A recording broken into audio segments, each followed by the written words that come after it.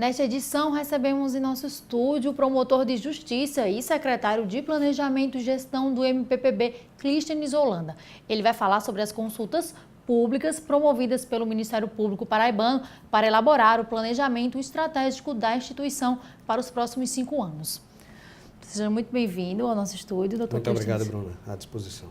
O Ministério Público decidiu realizar consultas públicas para a elaboração do seu planejamento estratégico. Por que usar essa metodologia e qual a importância dela para a instituição?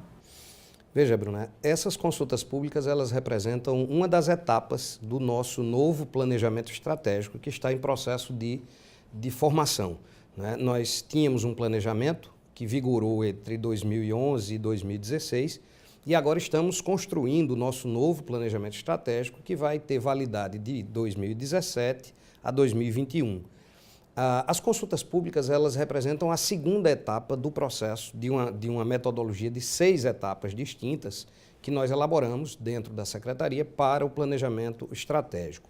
Essas consultas, elas são inclusive uma recomendação do próprio Conselho Nacional do Ministério Público. O CNMP recomenda, na resolução que disciplina o planejamento estratégico do CNMP e das unidades, recomenda que a consulta pública seja realizada porque os ministérios públicos precisam ouvir a sociedade a respeito das suas prioridades de atuação. Ora, o Ministério Público, a principal destinatária das ações do Ministério Público, da atuação do Ministério Público é a sociedade.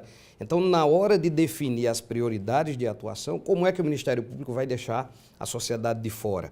Então, as consultas têm esse viés de trazer, não é, para dentro do seu planejamento, da sua organização de atuação para o futuro, a opinião, o pensamento da sociedade, né, da população do nosso estado. Como foi feita a escolha dos municípios onde estão sendo realizadas essas consultas públicas?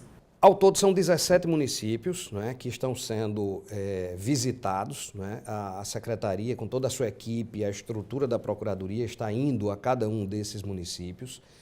Esses municípios, eles foram cuidadosamente pensados, selecionados, para que eles possam efetivamente representar o pensamento de todo o estado.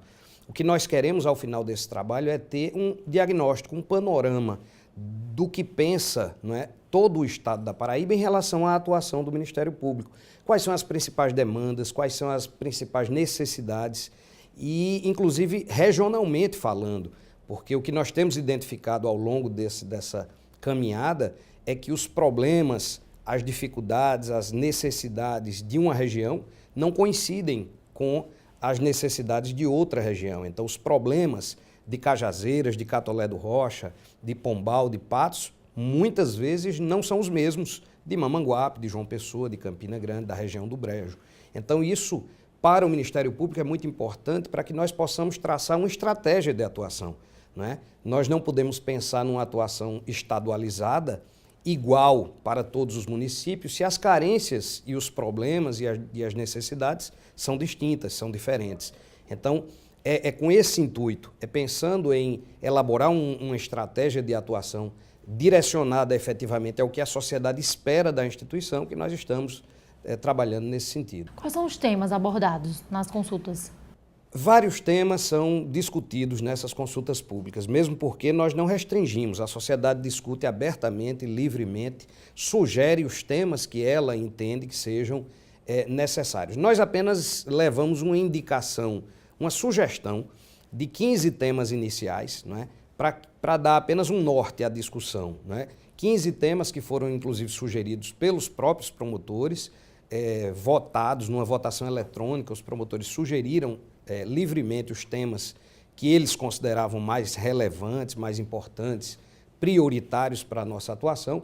E aí nós temos os temas os mais variados e que são realmente importantíssimos, como o combate à improbidade administrativa, a defesa da saúde pública, da educação pública, a questão dos resíduos sólidos, né, dos lixões, questão de saneamento básico, enfim, temas dessa natureza em todas as áreas, né, de atuação, a proteção à criança e ao adolescente, enfim, são inúmeros assuntos que ao final de cada consulta se submetem a uma votação. E aí nós temos, para cada município visitado, que representa uma região do estado, nós temos as prioridades eleitas por aquela região. E ao final desse trabalho nós vamos fazer esse diagnóstico, esse mapa, né, dos problemas mais relevantes de todo o Estado. E qual o balanço que o senhor faz das consultas públicas realizadas até o momento e como tem sido a participação da sociedade?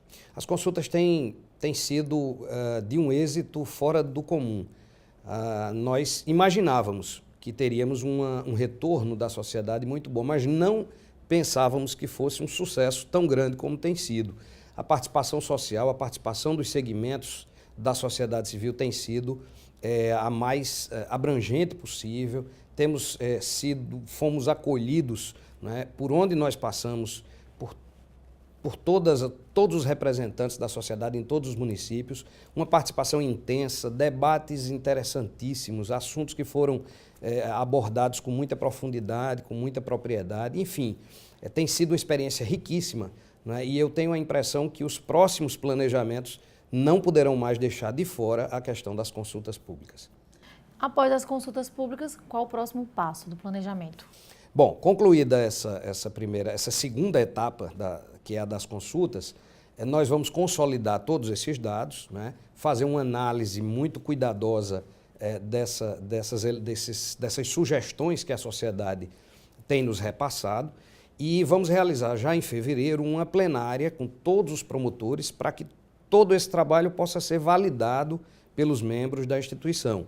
Os promotores confirmarão, né, ratificarão essas opiniões, essas sugestões, esses temas e trabalharemos para restringir mais ainda, porque o trabalho de planejar ele está diretamente relacionado com a priorização, né? Quando a gente fala em planejar a atuação do Ministério Público, a gente está falando em estabelecer prioridades de atuação porque estamos diante de um quadro de dificuldades, de limitações, né?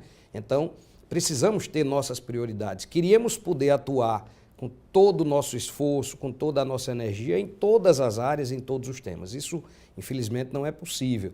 Temos que focar, concentrar os nossos esforços em alguns temas.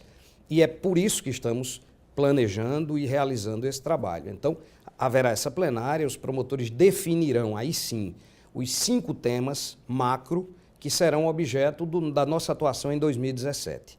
Trabalharemos em cima de 5 temas principais, né? Elaborando projetos de atuação, programas, enfim, né? Desenvolvendo uma série de atividades voltadas para atingir as metas e os objetivos relacionados a esses temas. Promotor, para finalizar a nossa entrevista, gostaria que o senhor falasse sobre a importância do planejamento estratégico para o Ministério Público. Bruna, num cenário de crise como o que nós estamos vivendo, nenhuma instituição pública ou nenhuma entidade de natureza privada conseguirá sobreviver, sobressair-se sem planejamento, sem uma organização muito criteriosa, não é? Sem pensar no futuro, sem pensar nas dificuldades, nos obstáculos e sem buscar as alternativas. O planejamento estratégico para o Ministério Público nada mais é do que isso, do que ver um pouco mais além, estabelecer as suas prioridades e encontrar as alternativas para superar esses obstáculos e essas dificuldades. Então, hoje, até em nossas residências, em nossas casas, nós temos que nos planejar, né?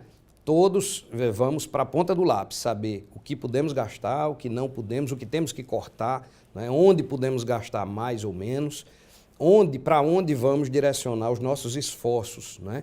E isso vale para a instituição. O Ministério Público tem limitações de natureza orçamentária, financeira, como qualquer outra entidade ou qualquer outro órgão, né, público, e sem o planejamento fica bem mais difícil de enfrentar esse cenário de dificuldades. Obrigada, promotor, pela entrevista. Eu que agradeço, Bruno, e fico à disposição.